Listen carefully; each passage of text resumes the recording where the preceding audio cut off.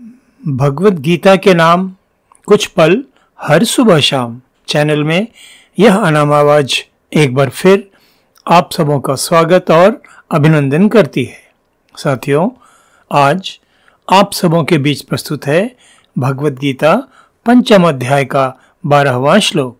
युक्तः कर्म फलम त्यक्त्वा शांतिम आपनोति नैष्ठिकीम् अयुक्तः कामकारेण फले सक्तो निबध्यते।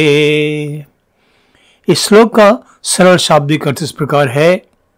निष्काम कर्मयोगी कर्मों के फल का त्याग करके भगवत प्राप्ति रूप शांति को प्राप्त होता है और कर्मों के फल की कामना रखने वाला मनुष्य फल में आसक्त होकर बंधन में पड़ता है।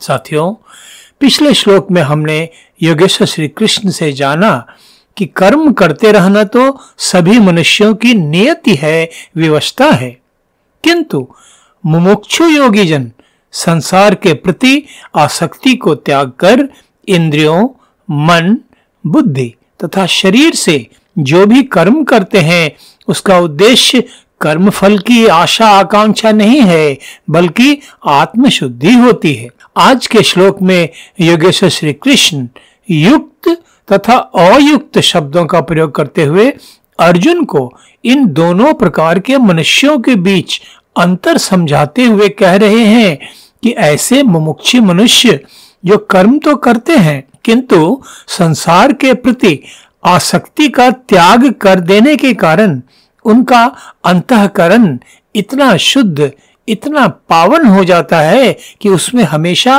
परमात्मा का ही ध्यान, मनन, चिंतन तथा साधना की प्रक्रिया चलती रहती है। बाह्य रूप से वे संसार के अपने नियत कर्तव्य कर्मों का पालन करते रहते हैं, किंतु कर्म फल की आसक्ति का त्याग कर देने के कारण उनकी आंतरिक चेतना सदा परमात्मा से युक्त रहती है, अर्थात योग की स्थिति में रहती है, जिसके फलस्वरूप अंततः उन्हें ईश्वर साक्षात्कार प्राप्त होता है और ईश्वर साक्षात्कार प्राप्त मनुष्य तो सहज ही दैवीय परम शांति में निमग्न हो जाता है। वहीं दूसरी ओर साधारण जगजीवों के सभी कर्म तो फल पाने की आशा आकांक्षा से ही किए जाते हैं। उनमें अपने द्वारा किए गए कर्मों के फल पाने की तीव्र लालसा, तीव्र आशा रहती है।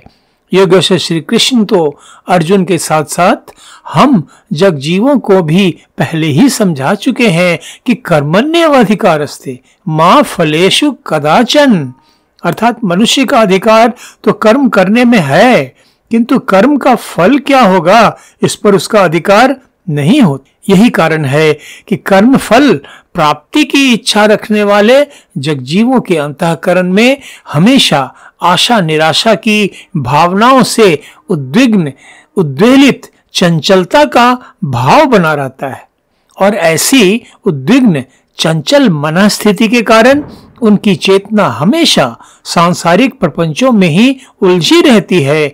उसमें परमात्मा साक्षात्कार संबंधी मनन चिंतन के विचार उत्पन्न ही नहीं होते और सात्विक विचार उत्पन्न हुए भी तो वे क्षणिक होते हैं और पानी में बनते बिगड़ते बुलबुलों की तरह पल भर में विलीन हो जाते। यही कारण है कि सांसारिक जगजीवों की स्थिति हमेशा परमात्मा से अयुक्त रहती है, अर्थात योग की स्थिति में नहीं रहती और कर्मफल की प्रबल आसक्ति के कारण ऐसे अयुक्त जगजीव कर्म बंधन में फंस जाते हैं और अनंत जन्मों तक इस दुखमय मृत्युलोक में जन्म मरण के दुष्चक्र में फंसकर अनेक प्रकार के कष्टमय भोग भोगते रहते हैं। यह है योगेश्वर श्री कृष्ण के अनुसार परमात्मा से युक्त तथा परमात्मा से अयुक्त मनुष्यों की स्थिति। साथियों, आत्म अनुशासन विहीन असंतुलित जीवन जीने वाले आध्यात्मिक अनुशासन से रहित साधारण जगजीव तो अपने अहंकार की तुष्टि तथा कर्मफल की प्राप्ति के उद्देश्य से ही अपने सभी कर्म करते हैं। ऐसे मनुष्यों की मानसिक स्थिति कैसी होती है इससे हम सब तो भली भांति परिचित हैं, क्योंकि हम में से अधिकांश तो साधारण जगजीव ही हैं। क्या यह एक कड़वी सच्चाई नहीं है कि हमारे जीवन में हमेशा कोई न कोई समस्या, कोई न कोई परेशानी, कोई ना कोई उलझन, दुविधा लगी ही रहती है और हम सब का जीवन इन्हीं प्रपंचों में उलझकर अशांत, उद्विग्न और तृप्त, अंतहीन लालसाओं की भूल भुलैया में भटकते हुए ही बीत जाता है। अहंग भाव की कभी न तृप्त होने वाली इच्छाओं की पूर्ति के लिए कर्म करने के कारण साधारण जगजीव हमेशा भटकते रहते हैं और शांति से कोसों कोसों दूर रहते हैं। और आधुनिक जीवन शैली ने तो हम साधारण जगजीवों के जीवन को और भी उलझनों से भरकर रख दिया है। तो सोचिए भला ऐसे अशांत चित्त, ऐसी उद्विग्न मनस्थिति वाला साधारण जगजीव परम शांति की बात तो दूर, साधारण शांति की कल्पना भी कैसे कर सकता है। उसकी नियति तो बस कलह, दुख और अशांति ही रहती है। वहीं दूसरी ओर गुरु विहित ध्यान साधना तथा शारीरिक मानसिक शुद्धि की उचित विधियों के पालन द्वारा आत्म अनुशासित मुमुक्षु योग साधक शरीर, इंद्रियों तथा मन बुद्धि पर नियंत्रण स्थापित कर शांत चित्त हो जाता है। उसका अंतःकरण शुद्ध पवित्र हो जाता है। अपने सभी नियत सांसारिक कर्तव्य कर्म करते हुए भी सांसारिक कामनाओं का त्याग कर ईश्वर साक्षात्कार प्राप्ति के आध्यात्मिक मार्ग पर अग्रसर हो जाने के कारण उसके चित्त की वृत्तियां निरुद्ध हो जाती हैं, शांत हो जाती हैं और उसका अंतःकरण शांति से भरा रहता है। सांसारिक कामनाओं से मुक्त हो जाने वाले योग साधक की प्रवृत्तियां सहज ही आध्यात्मिक ईश्वरोन्मुखी हो जाती हैं और दृढ़ संकल्प पूर्ण योग साधना के द्वारा वह अंततः ईश्वर साक्षात्कार प्राप्त कर मानव जीवन का चरम लक्ष्य प्राप्त कर लेता है। ईश्वर साक्षात्कार प्राप्त साधक तो स्वार्थ भावना से प्रेरित होकर नहीं, बल्कि स्वार्थ भावना से रहित होकर केवल परम पिता परमेश्वर की प्रसन्नता के लिए ही अपने सभी नियत कर्तव्य कर्मों का पालन करता रहता है। उसे तो संसार से कुछ नहीं चाहिए, उसे तो बस परमात्मा की प्रसन्नता चाहिए। उसके सभी कर्म इसी पवित्र उद्देश्य से ही प्रेरित होते हैं। संसार के प्रपंच उसे उद्वेलित, उद्विग्न नहीं करते, क्योंकि उसके लिए वे महत्वहीन हो जाते। और योगेश्वर श्री कृष्ण तो आरंभ में ही अर्जुन को उपदेश करते हुए कह दिया था, मात्रा स्पर्शास्तु कौन्तेय शीत उष्ण सुख दुखदा आगम पायनः अनित्याः तान तितिक्षुष भारत। अर्थात सर्दी, गर्मी तथा दुख सुख देने वाले इंद्रियों और विषयों के संयोग तो विनाशशील और अनित्य हैं, इसलिए उन्हें सहन कर।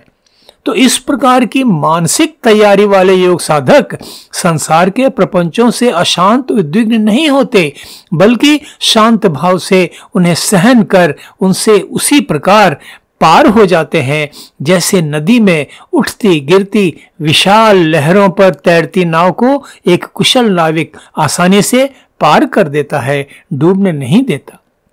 इस प्रकार समस्त भोगों को अनित्य बतलाकर योगेश्वर श्री कृष्ण सांसारिक सुखों दुखों को शांत भाव से सहन करने का उपदेश देते हैं। स्वाभाविक है कि परमेश्वर से युक्त योग साधक मनुष्य संसार की उथल पुथल को सहज भाव से स्वीकार करता हुआ अपनी चेतना को परमेश्वर से सतत योग की स्थिति में बनाए रखता है और इस प्रकार परम शांति पा लेता है। वहीं दूसरी ओर परमेश्वर से अयुक्त साधारण जगजीव सांसारिक प्रपंचों में ही उलझा हुआ जीवन बिताकर अतृप्त अनंत इच्छाओं के जाल में फंसकर जन्म जन्मांतर तक अनेक प्रकार के कष्ट पाता रहता है। साथियों, इस प्रकार आज की भगवत गीता ज्ञान चर्चा का सार यही है कि हम साधारण जगजीव परमात्मा से युक्त होने का महत्व समझें और यह भी समझें कि यह कोई असंभव कार्य नहीं है, बल्कि मानव जीवन का यही वास्तविक लक्ष्य है। यही मार्ग शांति तथा मुक्ति प्रदान करने वाला है और हम सबको इसी आध्यात्मिक मार्ग का अनुसरण करते हुए जीवन बिताने का केवल संकल्प ही नहीं लेना चाहिए, बल्कि उस संकल्प का दृढ़ता पूर्वक पालन भी करना चाहिए। तो आज बस इतना ही। भगवत गीता 5वें अध्याय के अगले श्लोक के अर्थ तथा व्याख्या के साथ फिर आप सबों के बीच उपस्थित होऊंगा। तब तक आप सबों के लिए अशेष मंगल कामनाएं। धन्यवाद। नमस्कार।